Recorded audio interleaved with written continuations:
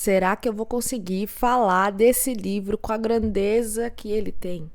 Eu espero que com esse vídeo você fique curioso ou curiosa para ler, ou que te dê no mínimo uma vontade de continuar se você já parou de ler ele em algum momento.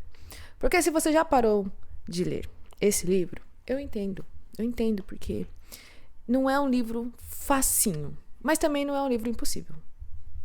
Tá bom? Hoje eu tô aqui pra falar dele, do Maioral, do especial, daquele que mudou a minha vida e provavelmente vai mudar a sua também se você fizer a leitura dele. Eu tô falando de Grande Sertão Veredas, do João Guimarães Rosa. E não, isso não é um exagero. Não, eu não tô colocando muitas expectativas nele. Não. Ele é tudo isso. Eu li e eu posso te provar. E comprovar também.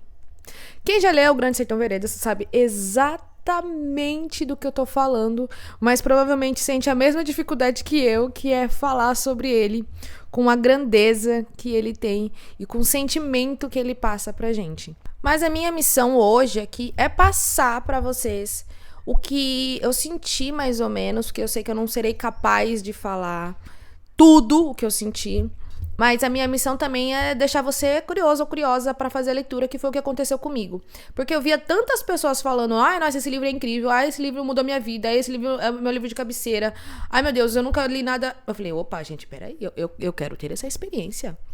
Eu quero ter essa experiência. Então, eu fui por curiosidade pura, porque eu falei, gente, será que esse livro é tudo isso mesmo? Que foi exatamente isso que eu falei no vídeo meu que eu postei lá no Instagram.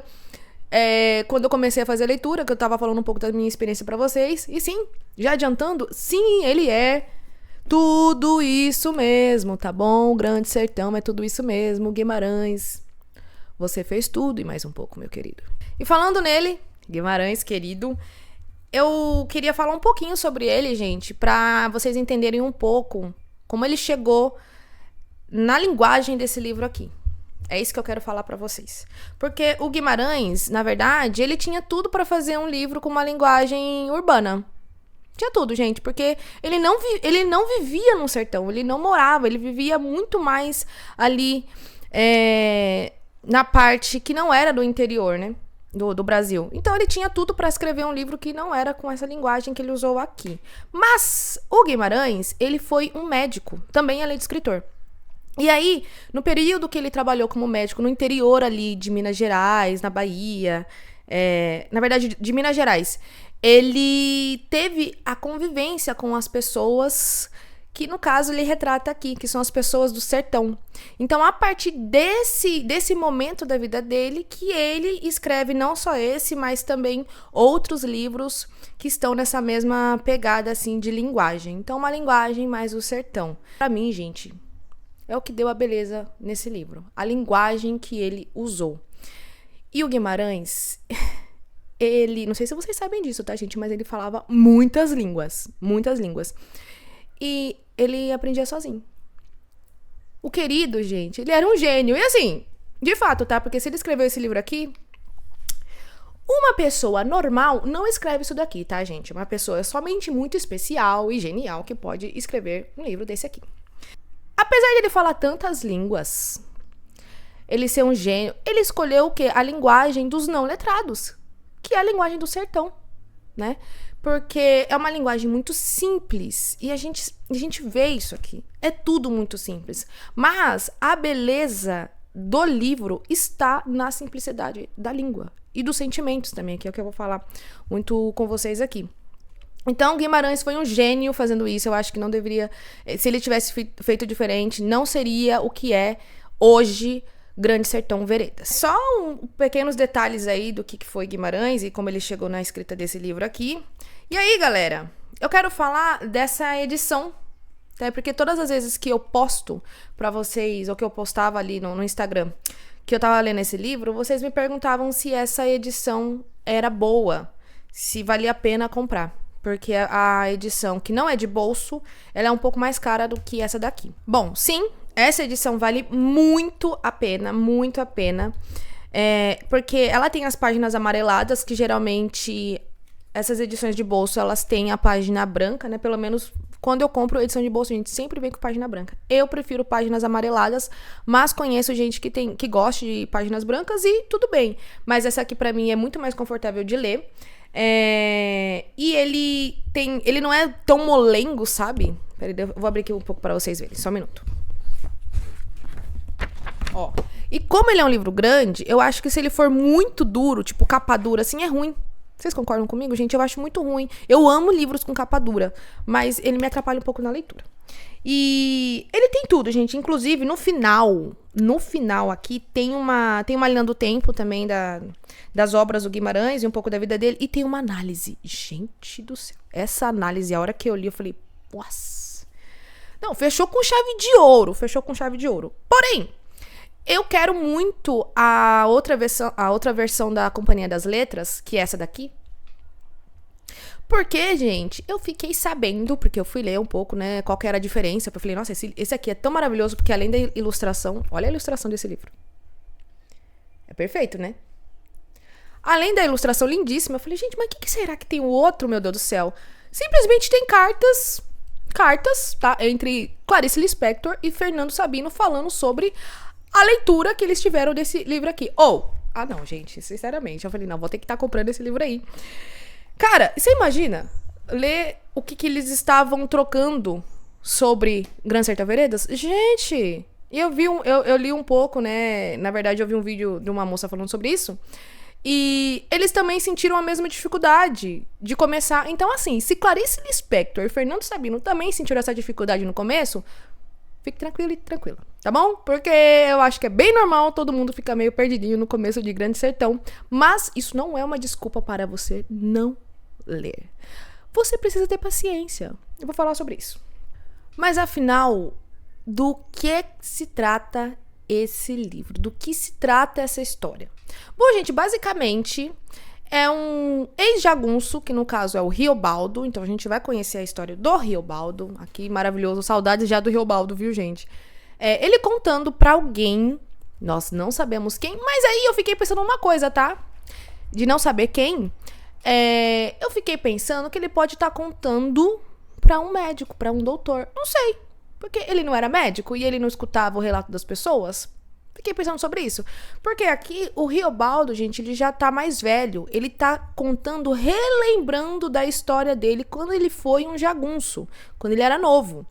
Então, esse monólogo, porque a história é um monólogo do começo ao fim, ele tá contando ali, e aí ele vai, ele volta, e ele conta das coisas que aconteceram ali no sertão, das pessoas que ele conheceu, das amizades que ele fez, que esse livro é sim sobre amizade, e assim, amizade forte, sabe, um laço muito forte.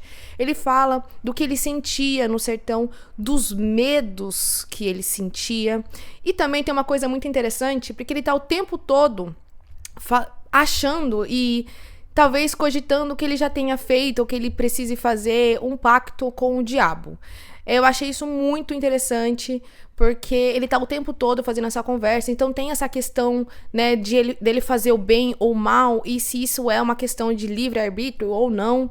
Então, achei super interessante essa jogada que ele teve na história, e é do começo ao fim, isso, gente, do começo ao fim. Porque a vida é isso, né? A gente não fica se perguntando, será que eu devo fazer isso? Será que eu serei uma pessoa ruim se eu vou fazer isso aqui? Ou, meu Deus do céu, essa pessoa aqui, ela tá fazendo essa maldade comigo. Será que eu devo me vingar?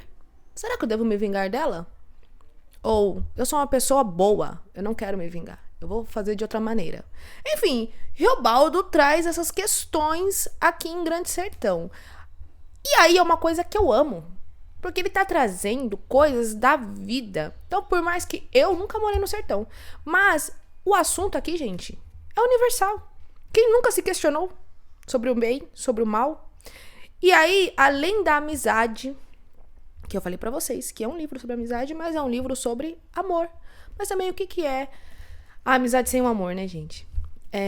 Tem um personagem central aqui, porque temos muitos personagens. Isso é verdade. Quando eu li sobre isso, eu falei, nossa, será que tem tantos assim? Tem. Tem muitos personagens, mas tem um personagem que ele entrelaça toda a trama e o destino do Riobaldo, que é o Diadorim. O Diadorim, ele é o personagem, além do Riobaldo, principal. Pra mim, né, gente? Pra mim, porque assim, eu já vi pessoas que acham...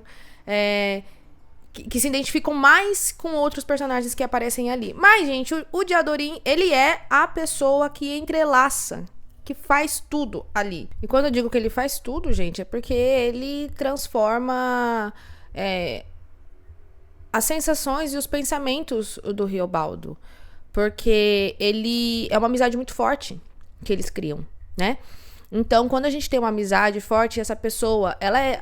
Geralmente, quando a gente faz amizade com alguém, essa pessoa é diferente da gente. Então, a gente começa a repensar várias coisas que pra gente era o correto e acaba não sendo mais. E você fala, meu Deus do céu, será que isso que eu tô pensando de fato é o que é? Então, a gente acaba mudando algumas coisas por conta de outra pessoa. Então, por isso que eu falo que o Diadorim, ele muda tudo. Ele muda o coração, né? E os pensamentos do Riobaldo. Eu acho isso super bonito. E aí, além dessa história, falar sobre isso, e é um monólogo, né? Eu já falei pra vocês que é o Riobaldo contando pra essa pessoa que a gente não sabe, que eu acredito que seja um médico, porque Guimarães era um médico, então pra mim faz sentido. É um fluxo de consciência. Porque, gente, ele tá contando a história dele, né, pra alguém. E aí, ele relata tudo. Então, o fluxo de consciência, ele é atemporal, gente. Porque a gente vê uma coisa aqui, a gente lembra de uma coisa lá do nosso passado, daí a gente faz uma conexão com o que está acontecendo nesse momento. Então, é normal que você talvez se sinta meio perdido ou perdida fazendo a leitura do livro, porque é um fluxo de consciência. Quem está acostumado a ler fluxo de consciência talvez não sinta muito essa dificuldade. Eu amo ler fluxo de consciência e eu não senti essa dificuldade aqui, mas para quem tem, gente, eu aconselho ter calma, paciência e não ficar tentando o tempo inteiro conectar tudo que tá acontecendo. Porque, às vezes, o que você leu... Eu vou dar só um exemplo, tá, gente? Porque eu não faço ideia se é essa página mesmo. Mas, às vezes, uma coisa que você leu na página 50 vai fazer conexão lá com a página 100. Entendeu? Então, não se prenda a ficar tentando entender tintim por tintim do livro. Porque, primeiro, você vai perder um tempo danado fazendo isso. Não faz sentido você fazer isso. Segue ali a prosa. Vai seguindo a prosa. Porque uma hora, ela vai se conectar. Eu garanto pra você. Vai se conectar. E a leitura, ela ficou bem mais fácil pra mim depois da página 80. Muito mais fácil pra mim. Porque, primeiro, que eu já tava bem conectada com a escrita. Eu já entendia bem como que seria o livro inteiro. E as coisas começaram a fazer muito sentido. Então, ficou bem mais fácil. Então, gente, passou da página 80, é sucesso. Você vai, você nem vê, sabe?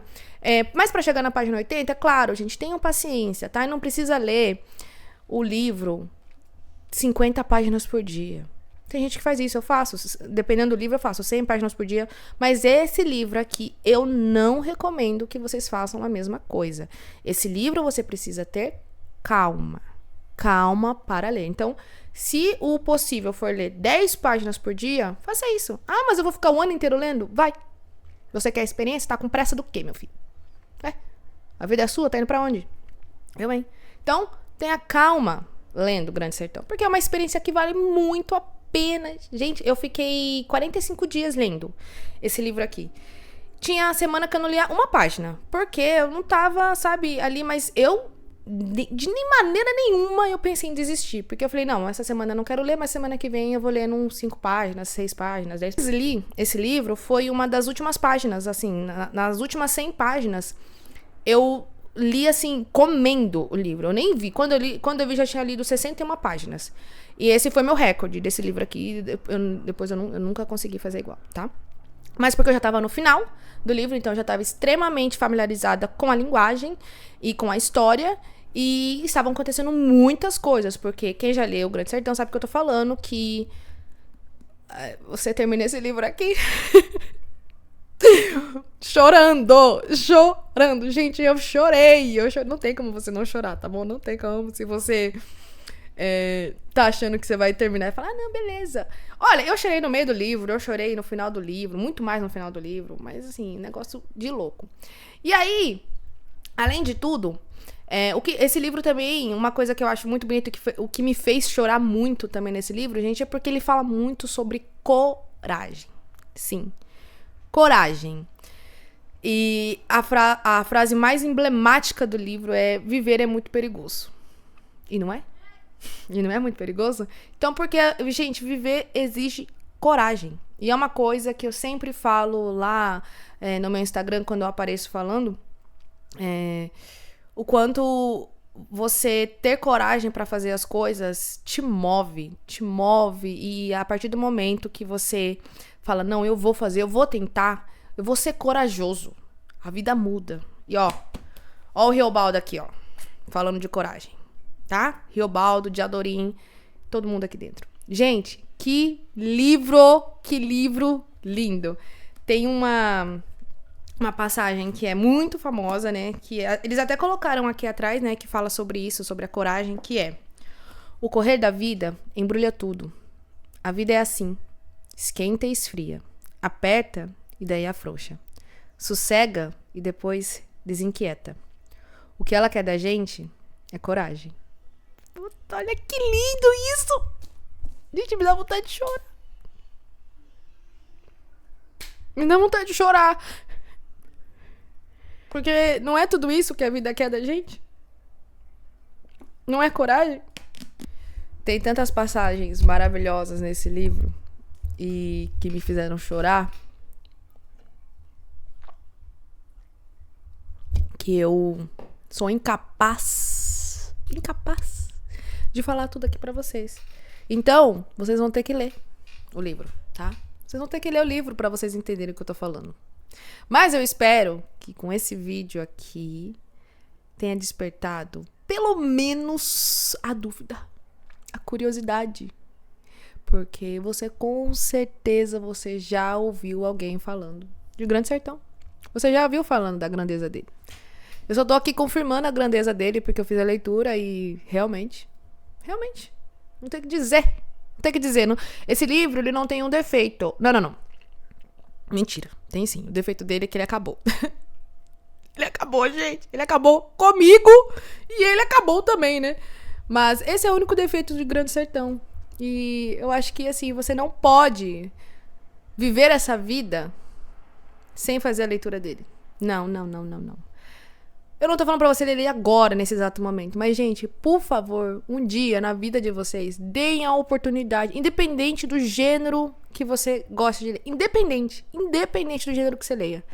Leia Grande Sertão. Vai transformar a sua vida. Virou meu livro de cabeceira. Ok, querido. Virou o meu livro de cabeceira. Porque nenhum livro... bate esse aqui. Olha que eu já li mais de 200 livros, gente. Mas... não bate, tá? Não bate. Claro que eu tenho outros favoritos. Eu tenho muitos livros favoritos. Mas livro de cabeceira é esse aqui, meus anjos. Não tem outro, não. E pra finalizar esse vídeo aqui, eu vou terminar com a seguinte frase do livro. Amor é a gente querendo achar o que é da gente. Um beijo e até a próxima.